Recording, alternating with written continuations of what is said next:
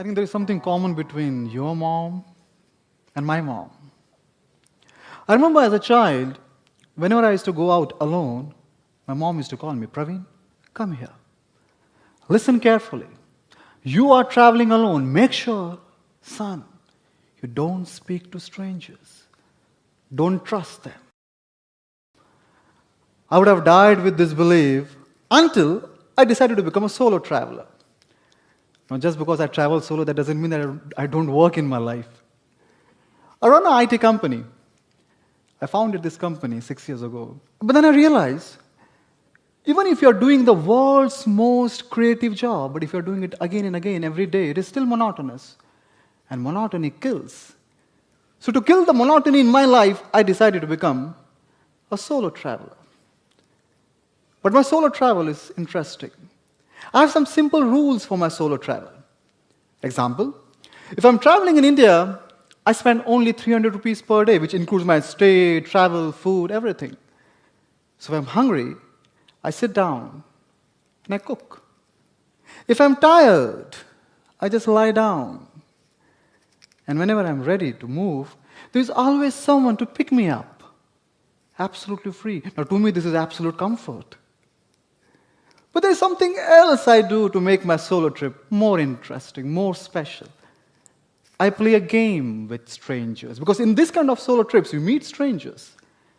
I've given a name to this game. And the name of the game is Game of Trust.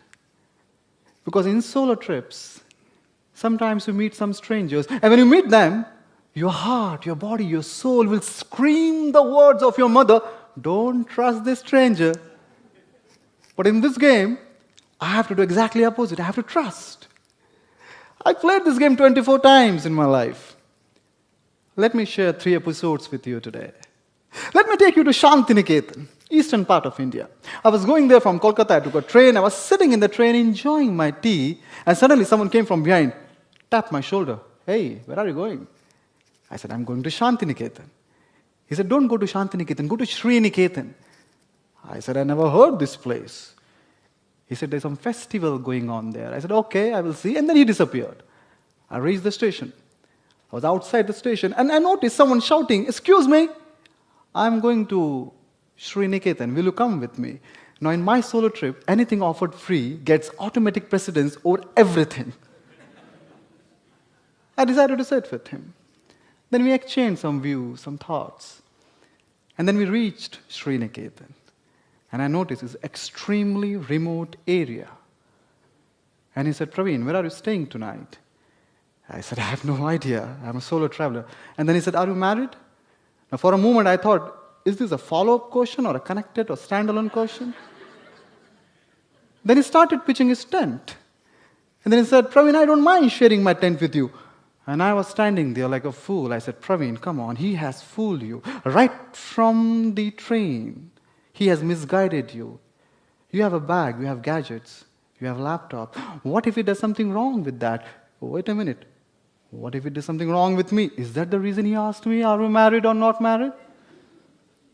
And my heart, my body, my soul started this screaming the words of my mother, don't trust this stranger. And very next moment, I decided to trust because I was playing a trust game. I decided to stay with him. So what happened next?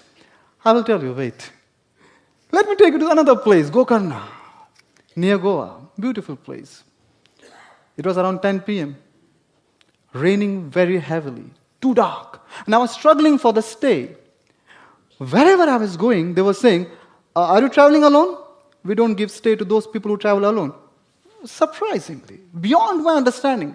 I'm traveling alone, not with a girl. Come on. And then I reached one guest house. 4 rooms on the top. All 4 were locked. One uncle was sitting down, wearing white color shirt. I assumed he's the owner of the guest house. And before he said no to me, I said, Uncle, why they are not giving stay to those who are traveling alone?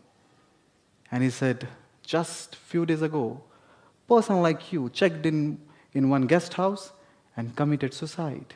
Police came and they canceled the license of that guest house. I said, sad, but why they cancel the license of that guest house? He said, police is suspecting murder. Now, during this conversation, I could able to convince him for the room. And then I was just going up using staircase. An old lady shouted from behind, "Excuse me." When I turned back, I got scared. Ladies, pardon my language, but that lady was not looking beautiful that day. And she said, "This is your water bottle. There is no water in the room." I noticed there is no water in my bag also. I was sitting in the room. And when you have just listened the words like murder, suicide, police, it is enough to increase the adrenaline level in your body to make you feel nervous and skeptical about everything in the world. And I started feeling, Praveen, you are at the wrong place, at the wrong time, and maybe the wrong thing in your hand, that water bottle. Maybe they've added something in this. What if they have added something? Wait a minute. Is this the same guest house where murder happened? Or is it the same room? And my heart, my body, my soul started screaming the words of my mother, Praveen, don't trust this stranger. Don't drink this water. And very next moment, I decided to drink that water because I was playing a trust game. And I have to trust. So what happened next? I will tell you, wait. Let me take you to Kuala Lumpur, Malaysia. I was traveling in metro and suddenly my eyes got locked on one beautiful stranger. Now, you travel anywhere in the world, this is the easiest way to start conversation with any stranger. Just do this. You get a smile back, start the conversation. And I got a smile back. And during the conversation, she asked, "So where are you going, Praveen?" I said, "I'm going to a station called Cyberjaya, and from there I might go to one university." And she said, "But that university is far away from the station." I said, and she said, "How you will go?" I said, "I will manage. I'm a solo traveler. I will take a lift." And she said, "Don't worry, Praveen. My husband is coming to pick me up. We will drop you there because we are going that side only." I was pleasantly surprised. Husband came. I opened the car. I sat inside the car. And then we had good discussion with the husband. We exchanged views, we exchanged stories, we exchanged our mobile numbers. And the university came. They dropped me. And when I was just moving, husband said, "Wait, where are you eating tonight?" I said, "I have no idea, sir. I will see." "Okay, what time you are closing your work here?" I said, "Around 10 o'clock. "Okay, do one thing. Give me a call around 10 o'clock. I will pick you from here." I was so happy. I went to the university, enjoyed there. After a long tour, I came back and I reached here. Here I am at the same place. And I thought, let me try the mobile number of my new Malaysian friend. I dialed the number. But it went on some Malaysian automated system. I thought maybe he is busy. So again, after 10 to 15 minutes, again I dialed the number. It was again on automated Malaysian system. So I gave it to someone else, and he said, "Hey, sir, someone has given you the wrong number. This number doesn't exist." It was 10:30. "Oh, wait a minute. He has my number. So he will call me. 10:45, 11 o'clock. And then I said, no. My heart, my body, my soul again started screaming the words of my mother, "Praveen, come on, don't be a fool. Just out of curiosity, someone asks you for the food, doesn't mean you stop here like at 11 o'clock. Don't trust that stranger. He's not going to come back." But very next moment, I decided to trust because I was playing a trust game. So what happened next? What happened next in all these episodes, ladies and gentlemen? That day, in Sriniketan, in that tent, I met a friend of my lifetime. He's a soulful singer. And the whole night we were just singing and dancing. The same lady who was not looking beautiful in the night knocked the door in the morning. I opened the door and she said, "Son, will you take tea or coffee?" Around 11 o'clock, he called me, my new friend from Malaysia. I said, "Hey, Praveen, are you still working? We are waiting for your call." I saved his number incorrectly. And that day, a stranger from Malaysia invited a stranger from India at his home for dinner and stay. I played this game 24 times, ladies and gentlemen, and 22 times I won. But what this win means to me, or what this win means to we all, it means that if I had not changed my belief towards strangers, my approach towards strangers, I would have not trusted more than 96% people in my life who are trustworthy. And when you don't trust people, you don't make a relationship. It means I would have lost opportunity to build a relationship with more than 96%. What a big loss for an individual. This simple innovation in my belief helping me to build relationship with strangers. Wait a minute. When I say strangers, I'm not talking about some strange people I meet on the road. There's strangers everywhere.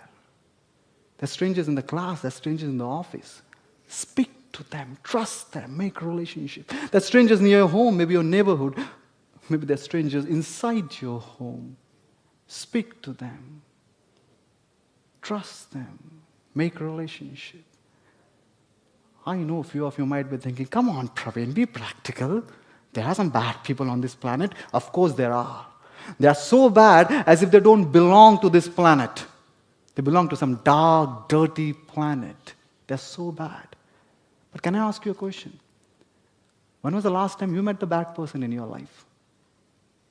How many of you know a murderer personally, or a rapist personally, or even a pickpocketer personally? There are bad people, but they are very less. And just because of these few bad people, let's not the whole world suffer, because the world is full of people like you. Good people. And that's why when I send my son to mountains, he loves mountains. Last 4 years, every year, almost for 10 to 15 days, he goes to Himalayan mountain without parents. But when he was going last year, I said, son, come here. Listen very carefully. You are traveling alone. Make sure you speak to strangers.